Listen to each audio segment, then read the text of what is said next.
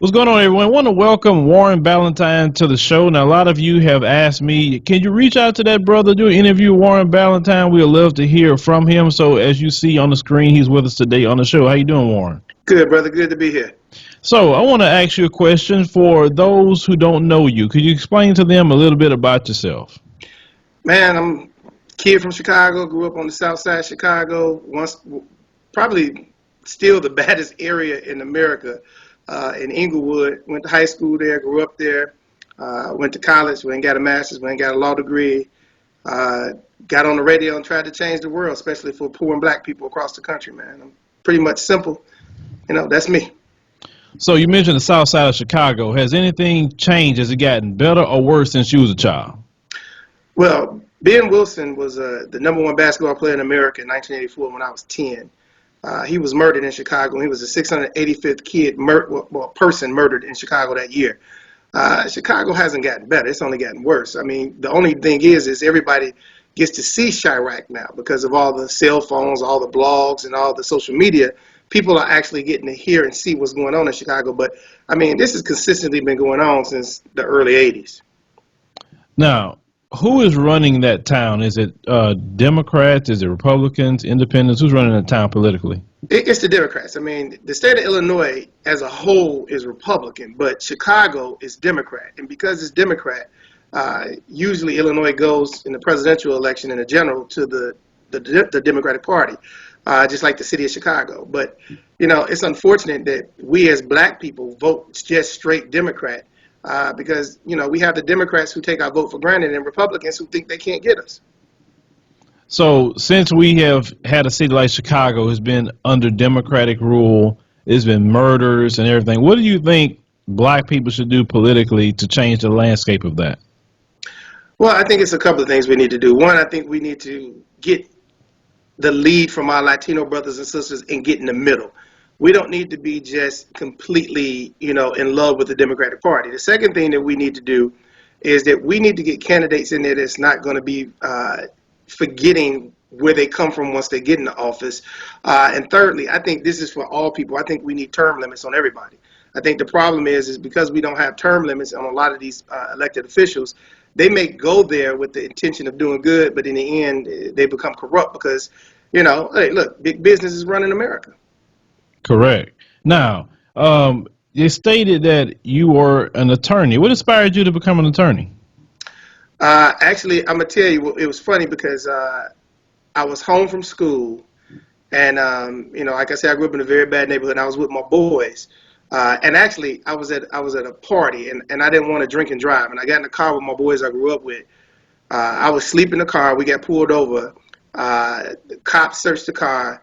It was 4 guns in the car. So he ran everybody's name. All of them had been arrested before. A couple of them was on probation. I was the only one who had never been in trouble. So the cop said all 4 of the guns were mine. So I got locked up. Yeah, true story. Got locked up.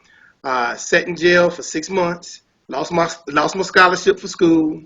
My mother didn't have no money to get me out of jail. And, it was almost like the Forrest Gump movie because she literally came to see me with tears in her eyes and said, look, I found a lawyer that's going to take your case for $500. Now, the case at that time was probably about a $5,500 case. Mm-hmm. Attorney Johnson took my case, a young black lawyer. He had to be about 30 at the time, 30, maybe 32, 33.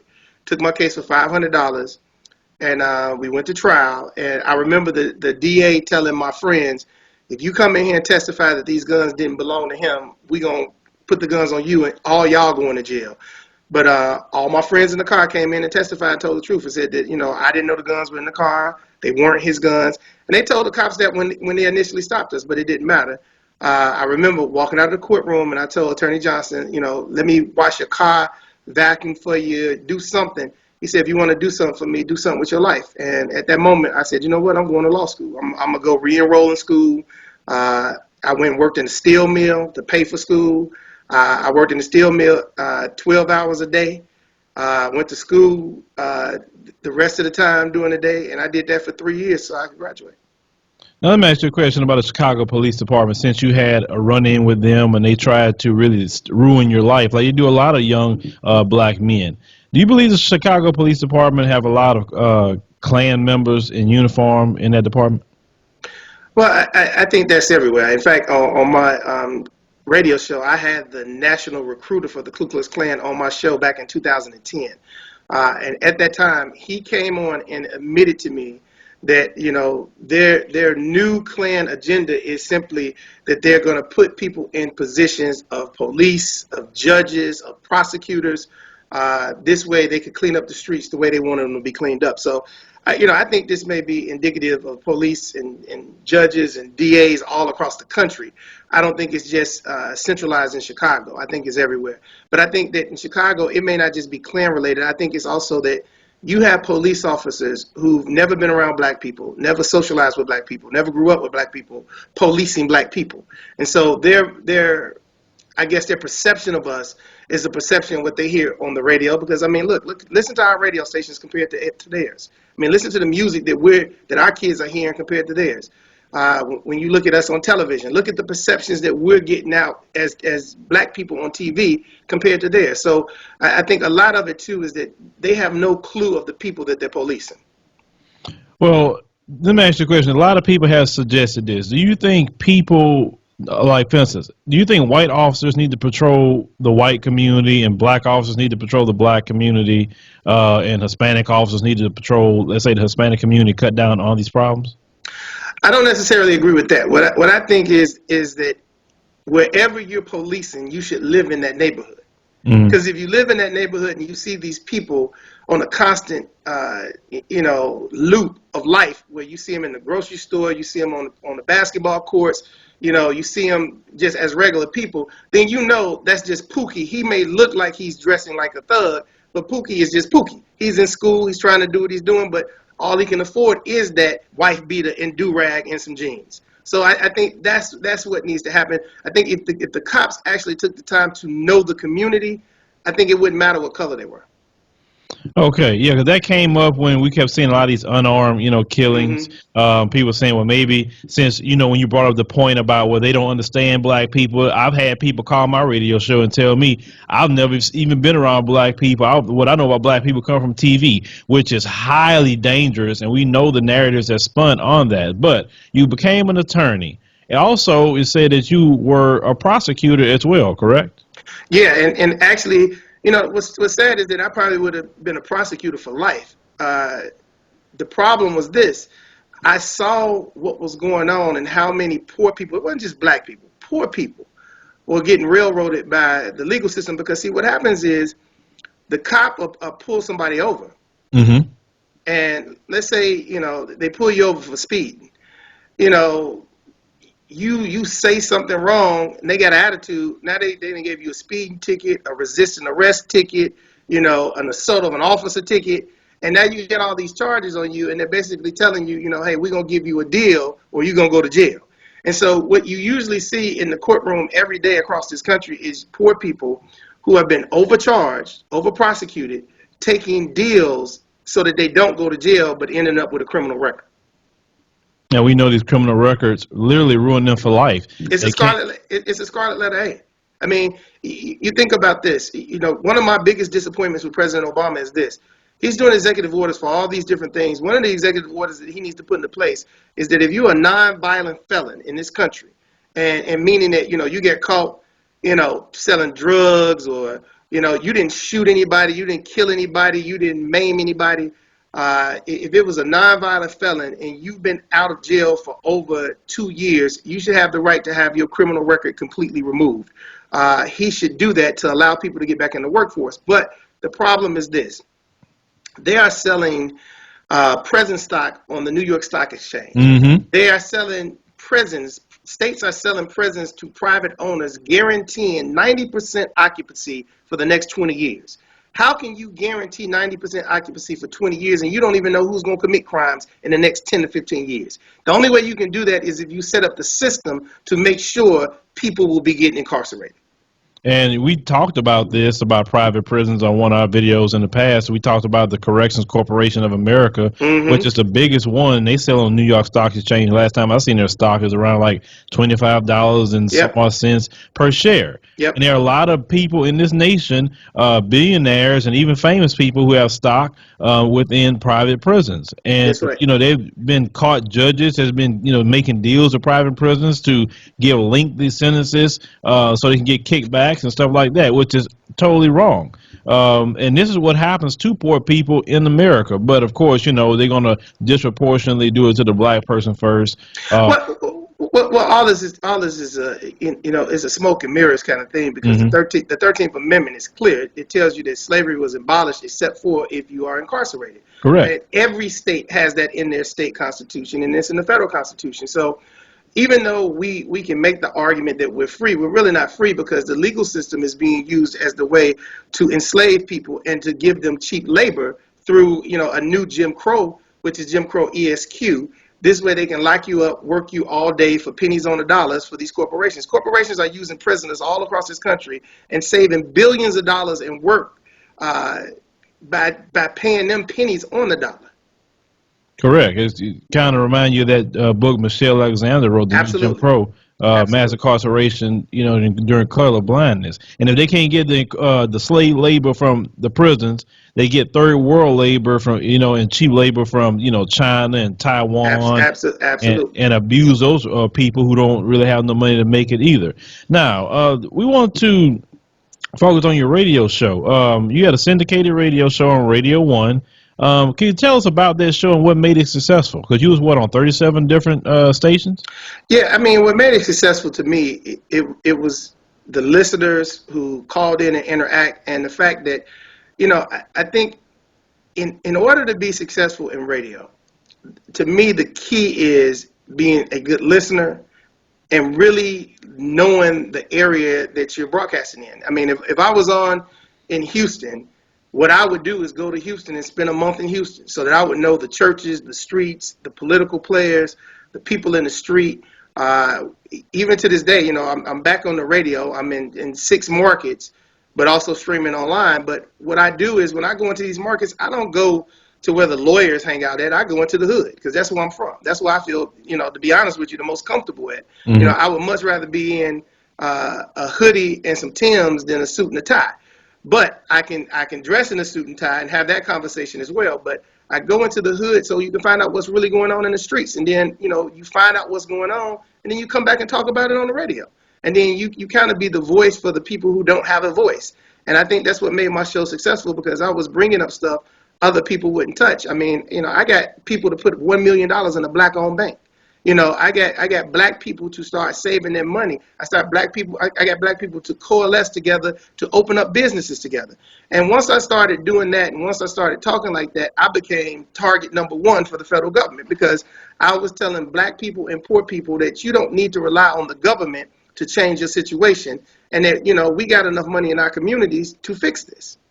Yeah, and see, that's very interesting because any black person who stands up and say, you know what, let's go ahead on and do for ourselves. Let's get off of welfare and food stamps and things that's going to hold us back. Let's pool our resources, like you said, get money into black-owned banks. That way we can give loans to each other to start Right. businesses, to get mortgages, or whatever else we may need a loan for. It seems like they are so threatened. Anytime a black person wants to tell your community do for yourself, but every other community do for yourself, then they what they use is other groups of people to talk down on us. Well, look, the Asians came over here, look what they got, and the Arabs come over here, look what they got, and they always do that. But the moment we start acting, okay, let's act like those Asians, let's act like those Arabs, let's act like those Ashkenazi Jews and do for ourselves. Now all of a sudden it's a problem. They're trying to shut you down. So you became a target, and Yeah, I became a target because of that, and I'll walk you through everything. It started, because I had complete access to the White House. I had access to black leaderships. I friends with Minister Farrakhan, and I was close to Sharpton and Jackson, and I had access to everybody. mhm. And I was approached, back in 2008, and 2009, and they didn't identify themselves. They just said they wanted me to work with them, and I refused to do it. And the first thing that happened was, well, they tried to accuse me of owing all this money to the IRS. Well, I was able to prove that that was a lie, and so that got squashed, so that never even was brought out.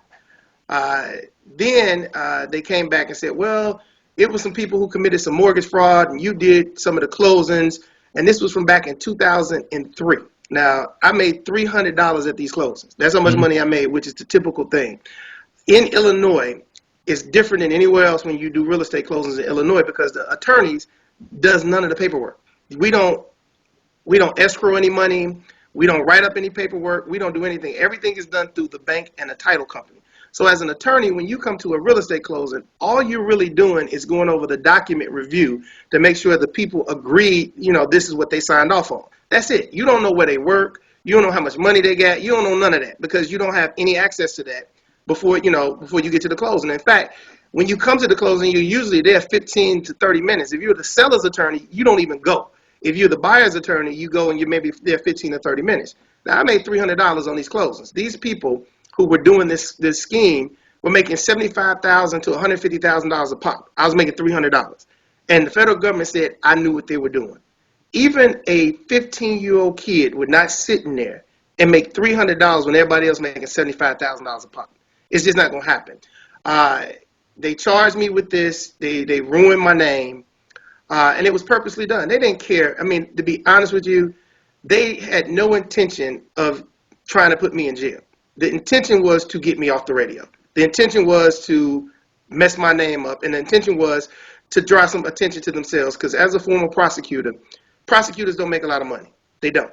And the only way that they can get into private sector and make money is if they get a big case or they make a name for themselves. And this is what these prosecutors were doing. They were trying to make a name for themselves. I mean, and it was clear from the fact that the people they had come in and testify against me, they all testified basically to the same thing. They said, look, Warren wasn't there when we changed the paperwork. We don't know if Warren even knew what was going on. We made $75,000. And this is the kicker. None of those people were ever charged with anything. Only me. Only you. Only me. Wow. Only me. I'm the only one charged with anything. But I'll tell you this, what's amazing about this is that you find out who your real friends are when you go through something like this. Oh, yes, you do. Because what happened is, I had people running away from me like I had the plague. And it was like, me. You know that I wouldn't do something like this. But, I mean, they were so sure I was guilty because this is what the federal government does. They put out stuff and they was putting out press releases and everything. And by law, I couldn't even say nothing. Because if I say something, I'm interfering with a federal prosecutor's case. I could be charged with something else. Mm-hmm. So I couldn't even legally say anything to defend myself until after the fact. But what was sad is not one civil rights leader. And look, it broke my heart because I did things at their conferences. I supported them on air. I asked people to join their organizations. I worked with them, called some of them brother.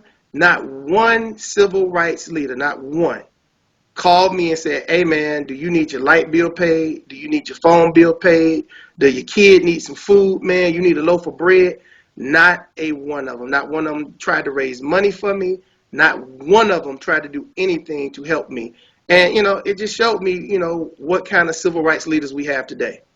Now, some of these civil rights leaders have you like pick up the phone and talk to some of them, or say, "Hey, like what was going on?" I mean, these people approach you. I mean, and make you afraid to talk to me, or or they'll try to get you as an accessory. What like some of their tactics too. Well, let me say this to you, man. For two of them in particular, I text them during this time and said, look, man, I just need a job. I'm about to lose my house. I'll mop your floors. I just need a job. Heard nothing back from them. When all this was said and done, still hadn't heard from them. Nobody called, nobody emailed, nobody text, nobody nothing. But what I realized is this. When I was in 37 markets and on Sirius XM, I was useful to them. I'm not useful to them now because I'm not in 37 markets on Sirius XM.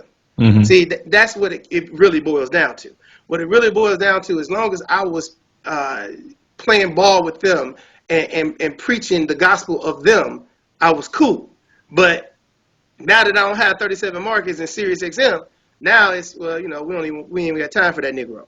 And it just showed me what kind of, we don't have the leadership that we once had in Black America because The reality of it is, if this had happened to one of them, I would have been raising money. I'd have been starting campaigns. I'd have been calling them, asking them, is there anything I could do to help them and their family? But none of them, not a one, not a single one, man. And it's very disappointing to see that. Now, I'm still curious. Who is this? Like, this no name man that just showed up all of a sudden, and asked you to work with him? I mean, like, who is this guy? Did you research who he was? You find out his name? Like, who is this mysterious person It, showing it, up out it, the blue? it, it doesn't work like that. What happens is this: they approach you at events. I was at an event in Atlanta, and after the event, two people came into the bathroom where I was in the bathroom at, and basically said, "Look, we work with the federal government, and we would like to have a conversation with you about becoming somebody who would work with us to give us information." And I said, "So basically, you want me to be an informant?" And they said, "Well, we don't call them informants anymore.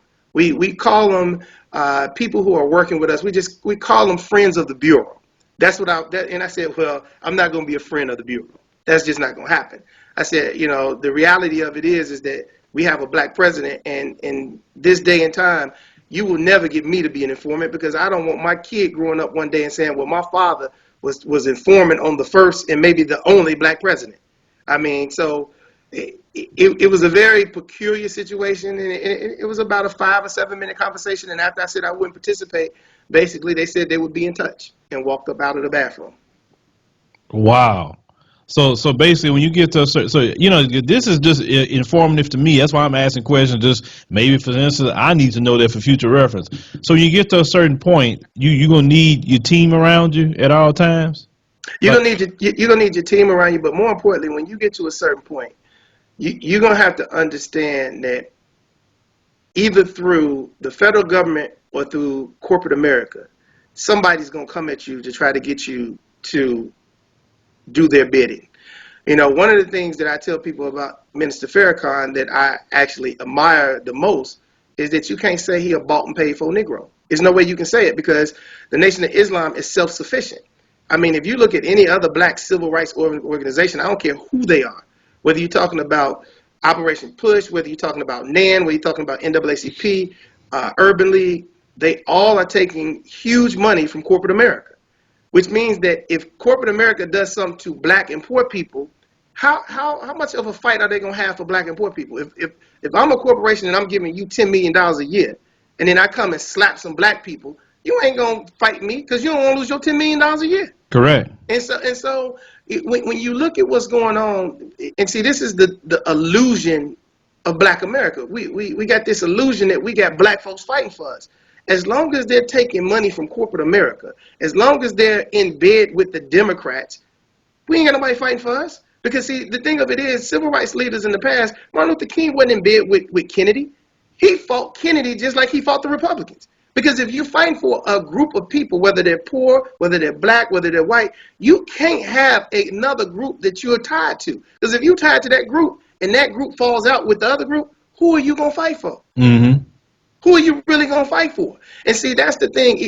As much as I love President Obama, I'm devastated in the sense that black America has not held him accountable for anything. Because if you look at us statistically across the board at every marker, we are worse off today than we were under George W. Bush. That's correct. And that's scary. Yes, that is correct, and that's the cold hard facts, and some black people don't want to accept that we worse off today than with an alleged black president than George Bush, and you watch him give everybody else something except you.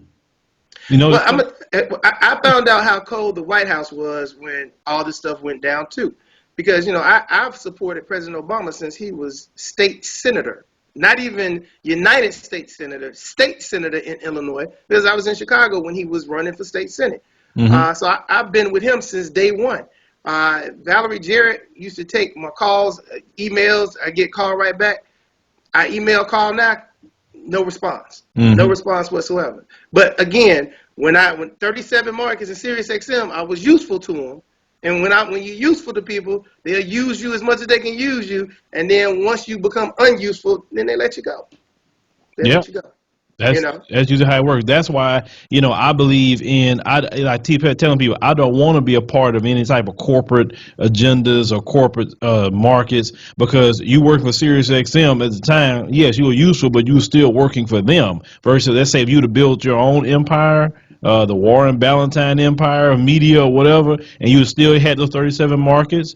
There's nothing nobody could have told you at that time period, and they sure couldn't strip it away from you. And that's what I don't like about the corporations, because any little thing that happened, or they want to throw some charges on you that's not even right, all of a sudden you lose everything. Now you asking people, hey, help a brother out. I supported you, X, Y, Z.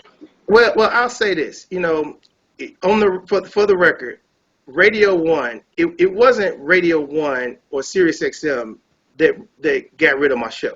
It wasn't either one of them. In fact, Kathy Hughes and Alfred Liggins didn't do this. Sirius XM didn't do it. It was a guy named Gary Bernstein. Now, Gary Bernstein was over syndication for Reach Media, which is Tom Joyner's company. And Radio One had put all their syndicated shows under Reach Media. And Gary Bernstein didn't know. Somebody was sitting in his office when all this went down. And so David Cantor was like, look, just pull Warren off the air for about a week. Pull Warren off the air for about a week, and we're going to put him back on.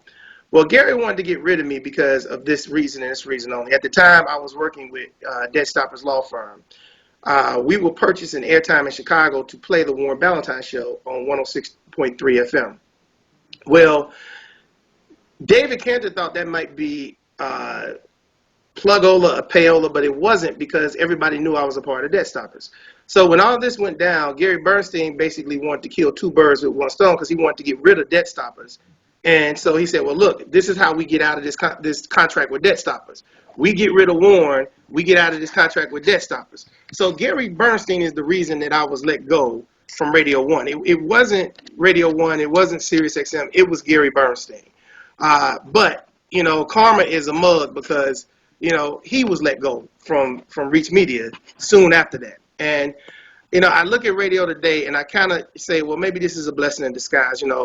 At the Detroit Auto Show this year, 60 of the top 100 cars did not have terrestrial radios in their cars. 60 out of the top 100, which tells me that in the next 3 to 5 years, terrestrial radio won't even exist. And what's sad is that black radio, like Radio One, is probably going to literally be bankrupt in the next 5 to 10 years. And the reason I'm saying that is because right now, everything in their programming is about music. They believe the music is the star. If you listen to any urban AC station, the DJs talk only for like 10 seconds. They don't get to have a real conversation. The music plays is formatted by somebody who's not even in their city. There's program directors, but the program directors don't get to format the music. It comes from usually corporate. And the DJs get to talk for 10 seconds. Well, if you don't have terrestrial radios coming in 60 of the top 100 cars, that should tell them something, that people want the personality. With all the devices we got today, from your phone to your iPad to Sirius XM, you're your own program director when it comes to music. You don't need a radio station for music anymore. You're tuning in because either somebody makes you laugh, or somebody makes you smile, or somebody empowers you with information. That's what radio needs to be moving to. And really, Radio One had the perfect format, but they didn't even realize it. When I first got syndicated, they put me on in Atlanta. We was on an FM station. That station, I think, was like 34th in the market when I first got in there. It was Steve Harvey, it was me, it was Reverend Sharpton, and then Michael Baisden. So you had a morning show, 2 talk shows, and afternoon drive. We went from 34 to number 2 in the market in one book. I was number 1 in my time slot. And the reason why that is the perfect format is because people do want to laugh and people want to get news when they go into work and when they're coming home. But in that midday, people want to know what's going on. They want to be empowered. They want to know about politics. And that's another thing. For some reason, radio thinks black people don't have interest in talk radio. And if you put talk radio on FM radio stations across the country, it would be number 1, just like the white talk radio stations are, because black people have opinions too. Well, we're more educated than we ever been in this country. I'm gonna say something about that. Like, my favorite one, I listened to that Sirius XM channel 126, the Urban View. My favorite one. I like Joe Madison. And, boy, I love Joe Madison. He be going off on them people that call him talking. Now let me tell you about Joe. When all this stuff went down, Joe was one of the few people who I looked at my mailbox and there was some money in my mailbox from Joe Madison. That Joe, I will always have respect and love for Joe, for Russ Parr, for Ricky Smiley, for Armstrong Williams, because these were the people who were calling and checking on me and trying to make sure, hey, bro, you okay? Even Roland Martin. You know, Roland Martin was calling me, hey, bro, you okay? I think Roland was kind of calling to see if I was going to come back to radio because he was trying to get some of my markets, I think. But he was calling. I got to give him props. He was calling. Yeah, I mean, like I say, I'm just telling people who don't know about Urban View. Like I said, I threw away traditional radio. Yeah. I definitely pay for my subscription to Urban View. But you got Karen Hunter on there. It's pretty Yep. good. You have, like I say, Armstrong Williams. He's a conservative. If you like listening to that, but he's not crazy conservative where he's so stupid. You can actually Well, listen to. he my frat brother. That's why I give him love. He my frat Uh huh. brother. So. Yeah, so just check out that channel. Shoot, I should ask SiriusXM to give me an endorsement deal, so they're plugging the channel. But anyway, we're talking about that trial. So these people had tried to hit you with 22 counts. Tried to hit me with 22 counts. And what's funny is, the judge was just like, the judge was like, look, I don't believe this man did anything. And he's like, he actually said, I should have threw this out. I should have completely just threw this out because I don't believe this man. He's like, it's been no evidence presented that this man did anything. In fact, the jury was like, the only reason they found me guilty was because I was a lawyer. They was like, we didn't hear nothing that said you did anything wrong, but we just figured because you was a lawyer, you had to know. And I didn't know. I had no clue what these people were doing because literally I would get a call. Let's say they had a closing at 1 o'clock. I would get a call at 11:30 and say, well, can you come and do a closing? Well, I couldn't, they did over 1,000 closings. I only did 15 closings, 20 closings with them. They did over 1,000 closings. So I couldn't do all those closings because they was calling me at the last second and I was in court. So on those times while I was free, I went and did the closings for them. But, I mean, this was clearly a targeted thing. And the judge even said as such. He said, look, I don't believe this man did anything. And honestly, I don't believe if he wasn't on the radio, I don't even think he would be standing here right now. And it was the truth.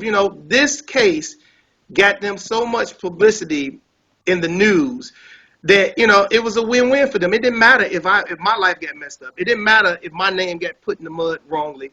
All that mattered was they were getting their name in the news and getting their division in the news. That's all they cared about.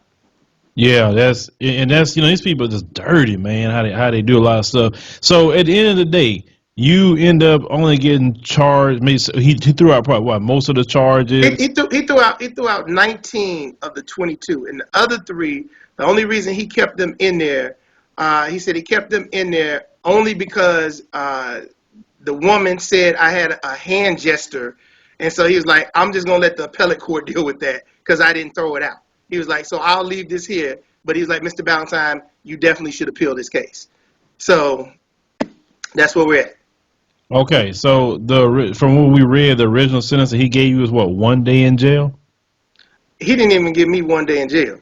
Oh wow! I mean, he wrote it up like that, 1 day in jail, time served. But I didn't spend 1 day, 1 minute, 1 hour, 1 second in jail. But that's great at the end of the day. But the mission of what they was trying to do was obviously done because Well, you didn't take the deal in the bathroom. Right. And they did what they wanted to do. They wanted to get me off the radio. They wanted to silence my voice. I mean, they did what they wanted to do. They wanted to get me off the radio, and they wanted to make me basically a villain to my people because I was trying to help my people. And what's sad is, even today, radio stations that I was on across this country that I was #1 in, Chattanooga, Tennessee, I was on #1 in the market there.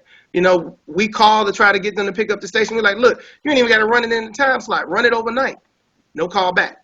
No call back. So they've done exactly what they wanted to do. SiriusXM, same way. SiriusXM, like, Urban View, you can't run me on the weekends. You can't run me overnight. No call back. I mean, so they've done exactly what they've wanted to do and what they set out to do. Let me tell you about Urban View. Urban View have time slots because they have times that you can turn on Urban View and they got a recording on because they don't have shows. So that is complete BS. I mean, I guess that really come from the top. Like, no, don't put Warren on here. But you know what? It's the thing. It's not the platforms. It was you that made those shows good. So since you can't get on those platforms, that means like as black people, we have to create our own lane and kick open doors ourselves. So now you do have a show. You said it's on what, 6 different stations right now? Yeah, 6 different stations, and thank God for independent black-owned radio stations because, what's sad about this is this. I'm gonna tell you what's even sadder, right? I was doing a show for free that was airing in Detroit and in Raleigh. Doing it for free, it was getting ratings through the roof. I mean, I don't want to sound like Donald Trump, but the show was great. It was fantastic, getting ratings through the roof. And Jay Stevens, who does the programming for Radio One, pulled the show. Now, it's not costing him any money to do the show. The show was on a Sunday, which is a throwaway time for terrestrial radio. And it was kicking butt. It had great numbers. And it was making money on the advertising side. Threw the show away simply because I was on the show. I was on the show. Now, when you see something like that, you have to scratch your head and say, well, the people who are controlling radio and media for black folks, do they even want black folks to have anything that's empowering to them? No. Do they want anything that's empowering to them? Because, as much as I love Kathy Hughes in the sense that she was a talk radio pioneer and she was a voice for the people, her stations right now are not being a voice for the people because all her stations are music. But part of that is because she's not there running the day-to-day the way she once was. Well, the problem is with a lot of our people, they get so intertwined and they forget, who they are. It's kind of like that old movie, and I was going to do a video about that movie called Trick Baby, where it talks about, how they got to raise up one black person because you leave a smart one in the hood or the ghetto, then they may influence the people. So you raise that one up and give them all kind of accolades to the point that they look at it as a sellout, and they have to kind of assimilate to their way of thinking. So it's useless to black people at that point and benefit, them. Now, I don't know if you saw that little scene out of that movie Trick Baby. It's a short scene, but it's the most powerful thing you could ever hear, and it still go on to this day, even though it was a movie.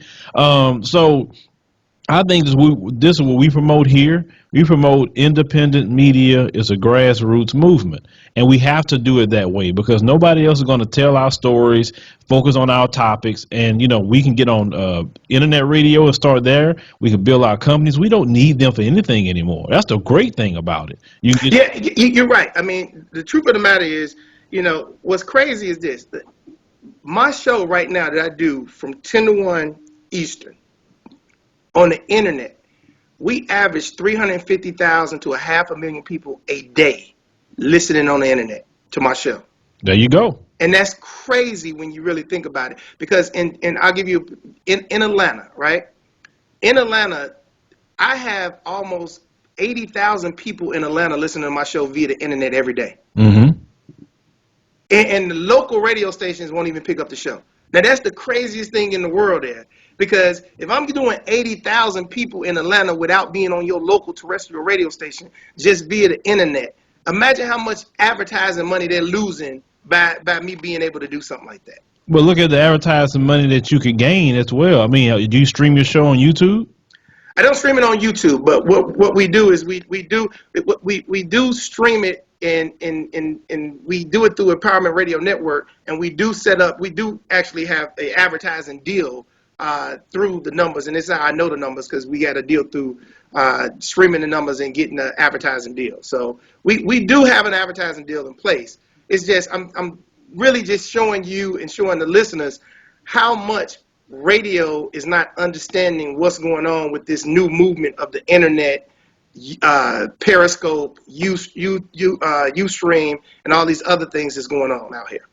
Yeah, I mean, they're going to be left behind like any other people that don't catch up with the times. And I feel right now, that's what I love about this time period, brother. We are in a prime position to make it on our own without them. That's the beauty of it. We don't need them anymore. And more of us are waking up to that. You want to be in radio? You can do your own radio now. You want to do news? You want to do comedy? You want to do TV, scripts? Whatever you want to do, we can do it now. We can buy the technology. We don't need them for nothing. But we have to remember this too. I on my show right now, I'm trying to get 4,000 people together to put up $100 a month for a year. Mm-hmm. We do that, that'll be $4.8 million. And then we go and buy grocery stores all across the country, Mm-hmm. open up grocery stores. We do it for a 10-year period. And in a 10-year period, if we get people to steadily buy into this, we could probably own over 100 to 150, maybe even 200 grocery stores. But what I'm trying to get them to understand is that we have to focus and work as group economics. That's the only way. Even with what you're saying, we don't need them. But unless we as a group support the brothers and sisters who are doing what they're doing, what's going to happen is they're not going to be able to survive. We Correct. have to always think about it in the sense that in order for me to be the best me, I got to make sure you're the best you. I Mm-hmm. can't be as great as I want to be unless you are great as you're supposed to be. And so we have to support it as group economics. As we think about it like that, we would go far, because we don't think about money in the right sense. We think about money in two ways: no money or big money. We don't think about it in this sense. In Chicago, where I grew up at, there's no grocery stores in that area. Well, it was a corner store that was owned by the Arabs. It's 60,000 people in that community that I grew up in. Mm-hmm. Well, if just 10% of those people come into that grocery store and spend $100 a month, you talking about $6 million a month that's being made in that grocery store. Now, you wouldn't even think that kind of money was running through that little corner store. But if you got 6,000 people coming in there, which you going to have, because it ain't nowhere else to go to buy your bread, your milk, everything else is 10, 15 miles away. Mm-hmm. You wouldn't think that corner store was doing $6 million because it's in the hood, but it is doing $6 million.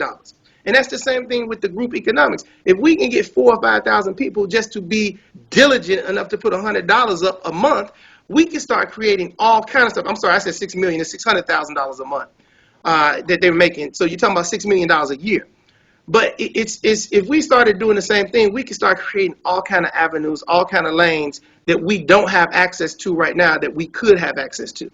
You're correct. I mean, we have to support, each other, with initiatives like that, supporting independent media like what you have going on, even what we have going on here. It's like, because in the community, they like when we speak certain messages, but when the rubber meets the road, say, okay, well, let's support us with so much money a month, or let's support this idea, then, well, brother, I don't know. Well, this is what Find I said. money. This is what I said to all those people. If you going to church and you paying tithes and offering every week, Mhm. just put an extra $25 to the side for us. That's all you got to do, because Yeah. the reality of it is this: this group economic concept is the same concept of the church. The only difference is it's not a tithe and offering. What it is it's a support of the community. Mm. That's what it is. So if we can have that mindset that, you know what, instead of spending $25 in the club on some alcohol, instead of buying $25 worth of cigarettes, instead of buying $25 of extra hair weave, let's support something that's positive in our community that may make an impact on you and the whole community, which makes an impact on your kids, their kids, and everybody else. And that's how we lose our businesses. That's how we lose our voices as well, because the people support us so much, but they don't want to support us financially. No, they'll support you talking. Yeah, talking, but they don't want to really support us financially. Some of them will. Don't get me wrong. Some of them Right, will come in and definitely support you because they love what you do. But right. then you struggling, you trying to keep going, and then here come the people on the other side show up and say, hey, I got about 2 million for you, if you're willing to work with us. Right. When you like, well, I'm working for the people, but you barely pushing nickels together to keep that going. These jokers show up at $2 million. Well, my mother passed away in 2014. I remember the last conversation we had, and her conversation to me was, baby, the only thing I wish, she said, I made you to be a warrior, and I made you to have a heart of gold, to want to help people and be trusting of people. She said, the only thing I wish that I would have instilled in you is that you would take advantage of situations like everybody else does. She's like, you've never took advantage of, I never, the whole time that I had all those millions of people listening to me, I never took advantage of it. I never went on and sold anything or promoted anything to make money for myself. And my mother used to tell me all the time, well, Bazin does it, and Sharpton, and all the rest of these people do it. Why aren't you doing it? And I always just tell her, because this isn't what it's about for me. What it's about for me is trying to empower my people to change. I look at it like this. It's like a computer. If your computer got a virus in it, you got to reboot that computer. You got to change that computer. All I'm trying to do is get the virus out of our people. We are a great people. We are a loving people. We are a smart people. We just got this virus, and this virus has taken hold of our people to make us believe that we're not smart, to make us believe we're not valuable, to make us believe we can't do stuff. And the reality of it is every tribe of mankind wants to be us. If you look right now, black women, it's amazing to me how black women don't see their own beauty. You got women running around, they sitting in the sun, burning themselves, trying to have your hue. They injecting their lips, trying to get your fullness. Hell, they even getting booty bumps, trying to get your butts. I mean, and they were the original weave wearers, and they trying to be you, and then you don't even see the beauty that you got. And that's the way we are as a people. We don't see our own beauty. We see everybody else's beauty, but everybody else trying to be us. They want to be us without being us. And instead of us enjoying and embracing who we are, we trying to be them. And it's the craziest thing in the world. Yeah, that's why we, here we definitely want to attack that inferiority complex within our community, attack the slave mind, and just by, through waking up our people with education and, of themselves, and just letting them know you're not on the plantation anymore. Master don't tell you how to think. Master don't tell you how to speak. Master don't tell you how to live. And just that alone, once they wake up to that, it's like night and day to them when they come to that realization. So you got so many people who've been brainwashed, and they pass the brainwashing along to the next generation. See, that's the thing. I mean, I remember being in church. I was 11, maybe 12 years old. We were studying Africa at school. And so that Sunday in church, I got up and asked the pastor just what I thought was a very relevant question. I asked the pastor, why do we got a picture of a white Jesus in church? And the pastor said, what are you talking about? Jesus, this is Jesus. I said, that couldn't be Jesus, because Jesus was in Africa. He couldn't have looked like this. He couldn't have been blonde-haired and blue-eyed. And he said, well, you don't know what you're talking about. I said, well, if Jesus walked this earth and he was in Israel, and Israel is in Africa, if he was in Jerusalem and Jerusalem is in Africa, how could he be blonde-haired and blue-eyed? Pastor looked at me like he was confused, told me go sit down. But see, this is where I've been my whole life. Because if it doesn't make sense to me, I got to question, why does it make sense to me? Correct. But we've been conditioned, as Dick Gregory say, even the babies, when they come out and they feeling warm and good and they getting fed, the first picture they see is a little picture of a little baby on a Gerber bottle. That's a white-eyed, blue-eyed baby with white hair, with blonde hair. He said they make them automatically, subconsciously believe this is good. And he said it's the same thing when you see the white Jesus. It makes you subconsciously believe that white people are better because this is the image that Jesus looks like. So for me, I'll say this because I want people to really understand. I love all God's people. I'm not anti-white at all. If you're a good person, a humanitarian, I got nothing but love for you. I'm just somebody who I love black people too, and I love us enough to know that we are in trouble, and so somebody has to say something and do something to get us where we need to go. That doesn't mean that I'm against white folk. That doesn't mean I'm against Latino people. It just means that my people need help, and I can't ignore that. I can't sit back and ignore that we need some kind of help to change what we got going on. That don't mean I'm anti everybody else. It just means that I want to help us get better, and then I help everybody else in the process too. That's one thing I'm even tired of hearing black people having to explain. It's like we have issues and problems, and I feel it's our responsibility as black people to fix those issues and problems. And, since black people take the words of, the children of slave masters, automatically say something, oh, I think that's racist because you saying that black people need to create businesses. Or it's racist because you say black people need to wake up. And then I was, well, I'm not that way. I didn't mean to sound like that. Like, man, y'all need to stop all that stuff. Let them people worry about what they got going on, and we need to fix our problems because nobody else gonna fix them but us. And we're not looking for no magical white man to come from Washington to fix our problems. But people don't understand the definition of racism. That's the problem. See, the problem is people will say, well, somebody's racist, not knowing the definition of racism. See, in order to be racist, you have to have a group of people who can literally control another group, a block of people. If a white man calls me the N-word, that doesn't necessarily make him a racist. It makes him prejudiced. It makes him a dummy. But for him to be racist, he has to be controlling my life. He has to be controlling my situation. If he's not controlling my situation, he can't be racist towards me. He can be prejudiced towards me. He can be dumb towards me, but the definition of racism is clear. The definition of racism is a group a group of people or individuals that control another group or block of individuals, and will be able to dictate how their lives will be.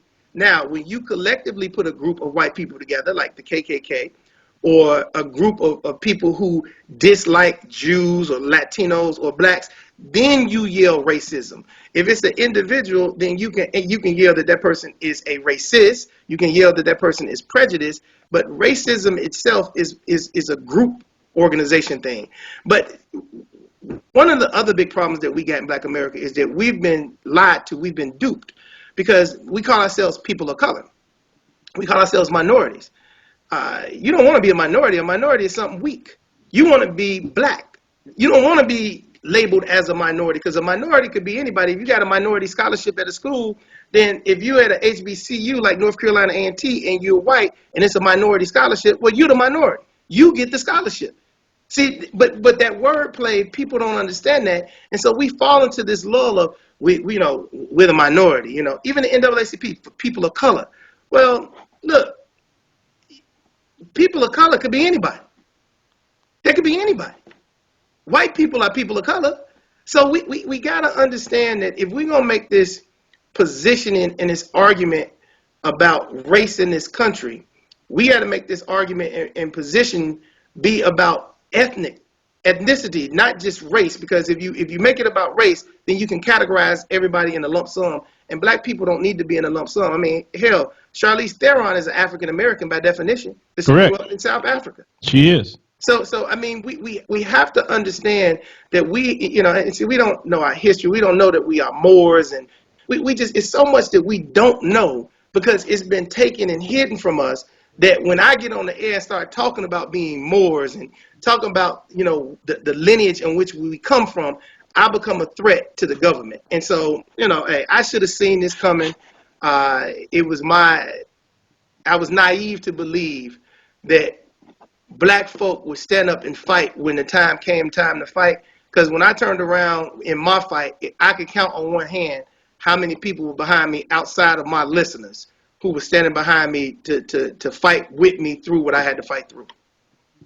So let me ask you a question. Now since you overcame all this, you got your show going and everything, can you tell the people where they can actually listen to your radio show? Though you sound like your radio show is very successful. Well, you can listen at the Empowerment Radio Network. You can go to TuneIn and type in Empowerment Radio Network. You can follow me on Twitter at TruthFighter1 @TruthFighter1. Or go to the Warren Ballentine fan page. Ballentine is the last name. Would love to have you come and listen and work with you to empower your community, because that's what it's about, man. I told one of my frat brothers this just the other day. I said, because he asked me, he said, man, you done went through so much and you still trying to help poor and black people. He said the average person would be about themselves now. They wouldn't care about trying to help nobody else. He said, why are you trying to help somebody? Why are you still trying to help people? And I said, it's funny because everybody is born into this world to do something. And once you find what you're supposed to do, even if you try to run away from it, somehow, some way, God throws you right back into the middle of it, because that is your destiny. And I said, I found my destiny. And I said, as much as I could want to be selfish and run away and just care about me and go make some money and live my life, the reality of it is that wasn't my purpose on earth. My purpose on earth was to try to be a helper of a nation building, a helper of people, and to be a servant leader. And so that's what I try to do. I try to give to my community, to my people, and to all God's people who are humanitarians, whether they're white, black, Latino, Asian. If you are somebody who truly wants to help, you got my support no matter what. All right. Well, I want to definitely thank you, brother, for joining us on the show. I know the people really going to enjoy, the conversation. Those of you who are fans of the Warren Ballentine show, I know this was an interview that probably some of you would really like to share with your people on Facebook, Twitter, Instagram. Make sure you share the interview, join the show, follow him on Twitter. connect with him. See what he's about, and maybe he could talk to you about a few more things about building black grocery stores. I think that's a great initiative that he's trying to push because we need to do these things ourselves and stop begging the government for doing everything for us. So Government not our daddy. We got to stop. We got to get that's that right. right. The government is not our daddy. And look, ain't nobody gonna come down and magically save us. And look, if your retirement plan is the lottery, no, no, no, no, no. Let me tell you something. My grandmother used to say to me all the time: a dream without a plan is nothing but a wish. We got dreams. We got to put these plans into place to make them reality. So, I hope you will listen. I hope you will follow me. And I hope that we all can work together because I think that's the only way we can fix this. All right. Well, thank you for joining us, Warren, and hopefully we can talk to you once again. Yes, sir, brother. I appreciate your work, man.